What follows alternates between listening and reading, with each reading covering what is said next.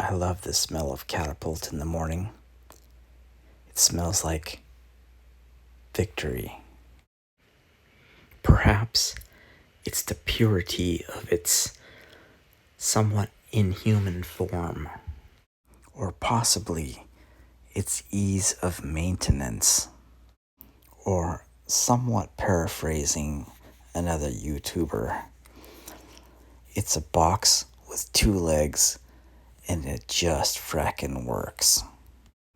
And as far as mounting weapons and modding it, well then, if it fits, do it.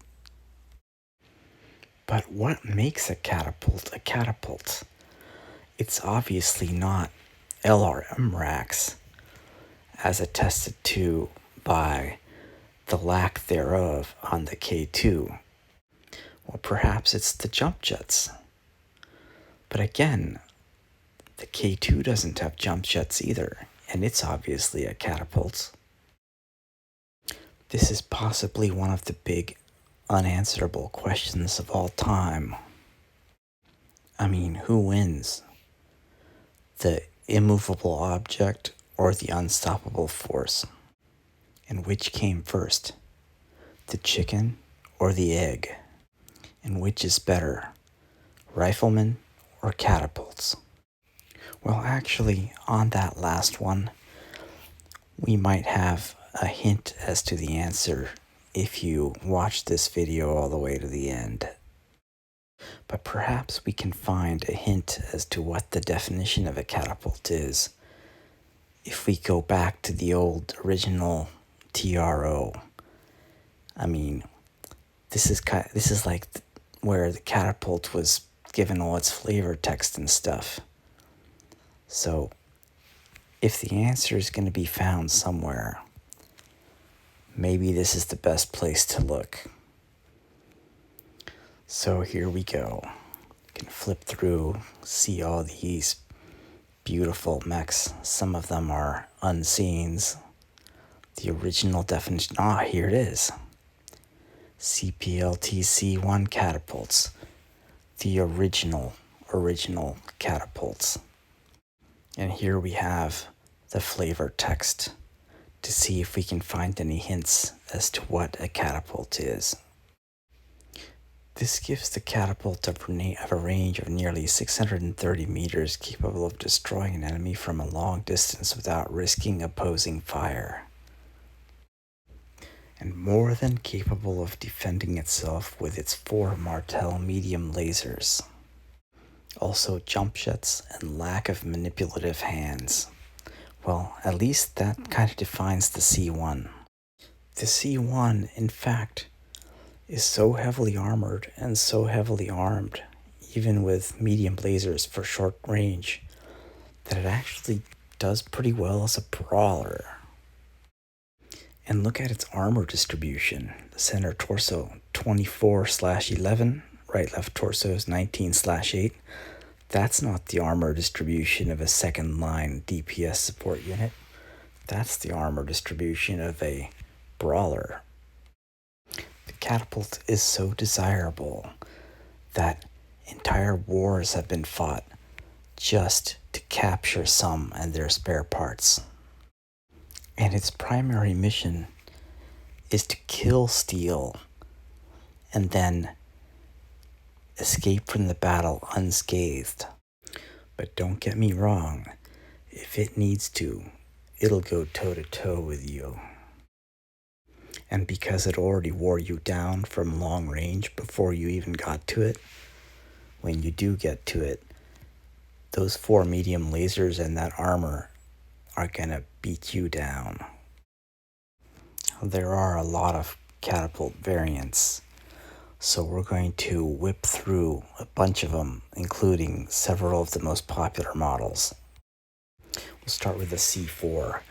The C4 is 2 LRM-20s and 2 small lasers. It is not so great at fighting at close range, but it's just better as artillery. The next variant, the K2, is for just the more aggressive personalities. Instead of doing indirect fire with LRMs, it's now time for PPCs and direct fire, the Curita style. And then the C1, or the one we found in the original TRO. It's again 4 medium lasers and 2 LRM-15s, very capable of brawling and fighting at close range, not to be underestimated. The A1, the original primitive prototype variant. Not that combat effective, but perhaps for its battle value it might be. We will see later. The A1 was the version that had its contract cancelled, and then the Catapult almost became lost tech with the loss of its original factory. The C1B, aka the Royal variant, basically the pumped up version of the C1 from the Star League era. And then the C2, another Star League-ish era, except this time with LRM-15s, the LB2Xs. And then the C3. You need aero artillery off-map? Perhaps the C3 is your choice. The C4C is one of our first tech upgrade variants, taking the LRM-20s and instead of having a large laser, pulse laser, as well as the Beagle Active probe. The C5 is basically the Helm Memory Core post upgrade, this time with the Aero 4. C5A, post Memory Core, but this time going back to LRM-15s and ER medium lasers. Then the K2K, post Helm Memory Core version of the K2 with ER PPCs and ER medium lasers. Finally, the K3, this time ER PPCs and medium lasers, but just lots and lots of heat sinks, insane heat sinks. Then the K4, this time heavy PPCs instead of ER PPCs, but otherwise similar to the K3. And then the K5, this has replaced the ER PPCs with MRM-30s. So it's kind of like a catapult that shoots missiles again, Curita style. And what I mean by that is shooting missiles, but not the indirect fire kind. The next 3 designs are a custom variant designed by one of our viewers, Very Silent Mouse. The rules for the design were, it's the year 3075 during the Jihad. You're Word of Blake and Carte Blanche make a kick-ass catapult. The first design is Mouse 1, which was originally a C4, so it's still got its LRM-20s, but it's got an improved C3 net added. It's also, of course, chosen double heat sinks and a light fusion engine so that it doesn't get killed if it loses one of its torsos. And it's got an extra small ER laser, as well as upgrades to its other small lasers. Mouse 2 is originally a C1. Interestingly enough, the designer chose to increase its speed a little bit, as well as give it its tech upgrades and its improved C3 net. The third design is a upgraded K2. It has many similarities to the K4 variant with its heavy PPCs, but it also has a Guardian and ER medium lasers and of course its improved C3 net. So that's a lot of catapult variants. Hopefully I covered your favorite catapult and did not leave it out. But so how do they actually do in battle sims, one-on-one against other mechs? On an absolute scale, the K2K and the K3 seem to win the most. So what makes them different from all the others? The answer are the ERPPCs. So it seems that extra range was really giving them a boost and gave them the ability to range abuse. But some of these variants are very costly in battle value. So how do they do when you divide out their battle value cost? So normalized for battle value, it's the K3 is the winner. And for 3025 era, it's the K2, from which of course the K3 is based. Now this is all great and all, but aren't you kind of itching to see some actual battles? In my most recent video, some Capellans managed to steal some Word of Blake mechs and got killed by some riflemen. What would happen if we put the Word of Blake pilots back in the mechs? The Lance of Riflemen in question are Keegan riflemen. These are all lots of medium lasers and heat sinks and extra small engines just to fit even more medium lasers and heat sinks. They're going up against a Jihad era Word of Blake Lance. Except the Catapult is not connected to the IC3 network. And I thought this was a weakness in the Lance, so I contemplated putting an IC3 connected Catapult into the Lance. One of our viewers, Very Silent Mouse, has kindly designed some vicious IC3 enabled mechs. And if analyzed one-on-one, they are slightly less efficient than, of course, if they did not have the IC3, but their real value comes when fighting in a pack. Also, last time, the Lance logic was somewhat non-existent. Each mech acted on its own and just locked onto a target and ignored everything else going on around it, making them vulnerable to getting shot by a mech that just walked right up to them. But this time, they're ready. I've implemented something called a group strategy. And group strategy equals 6 means find the closest enemy and snipe at them from a distance. When fighting one-on-one, this is nearly identical, at least to common sense, but not for computer code. Because one-on-one, a mech just finds a target and then snipes at it, but ignores other mechs.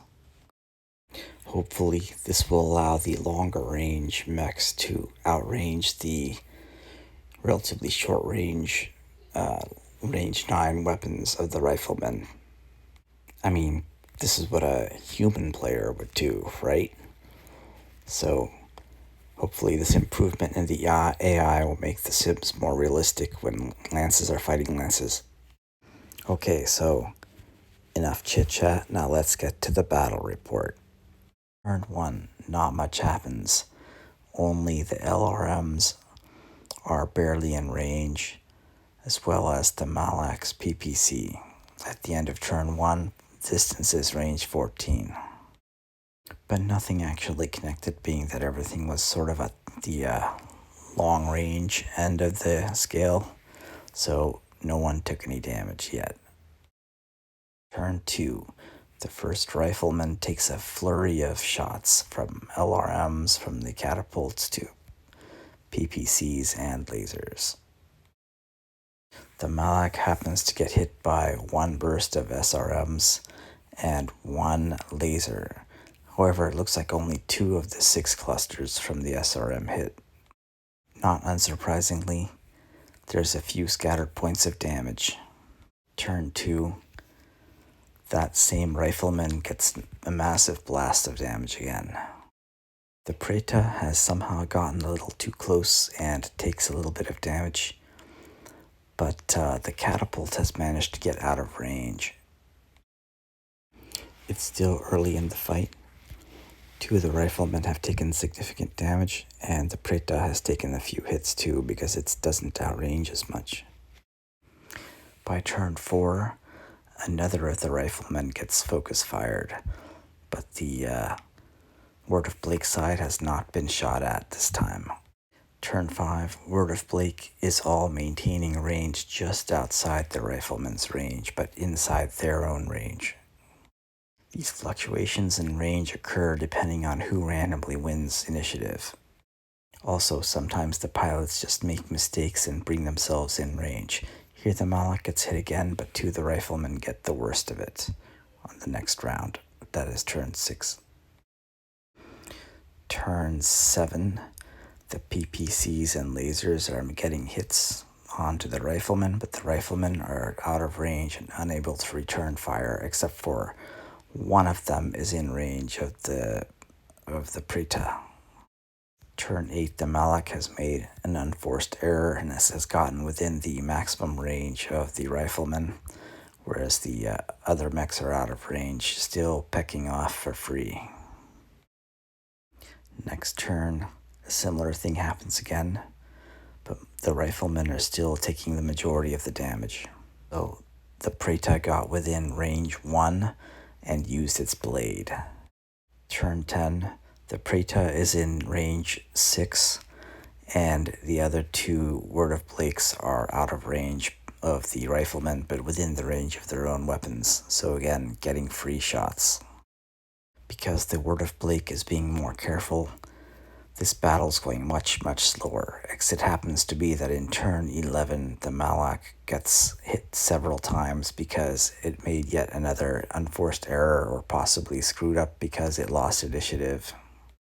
Basically, in all these turns, the Preta tends to fight closer in because its weapons advantage is smaller, and the Malak tends to make unforced errors because it's just too fast, and sometimes it moves too much but miscalculates where it needs to go because it has lost initiative.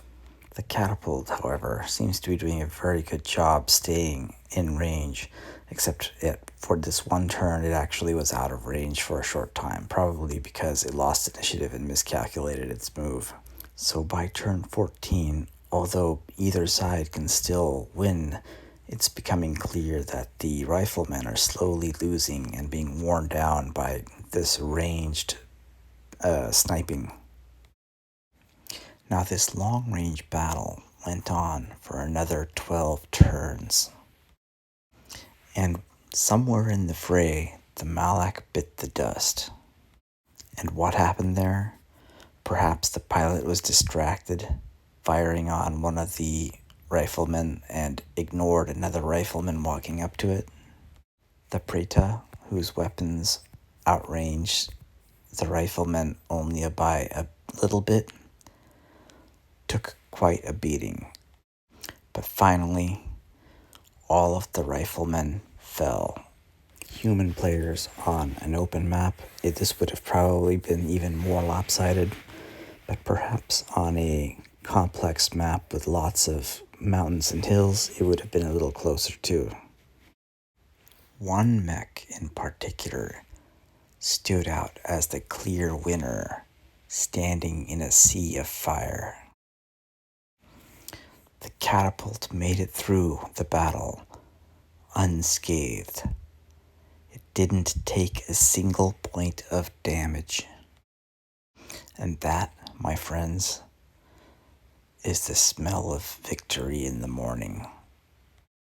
And sure, the AI could be improved some, but just by adding simple logic and group strategy rather than go it alone one-on-one tactics, the Lance performance was more as expected.